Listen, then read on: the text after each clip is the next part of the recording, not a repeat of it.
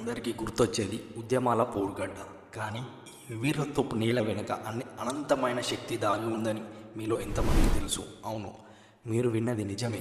ఇది కేవలం విప్లవాల వేదిక మాత్రమే కాదు, అద్భుతమైన ఆధ్యాత్మిక కేంద్రం కూడా.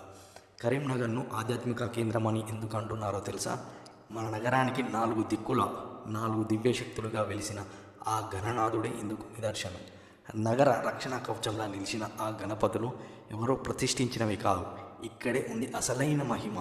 ఆ 4 దిక్కుల కొలువై ఉన్న ఆ గణపతులు అందరూ స్వయంభూమూర్తులే.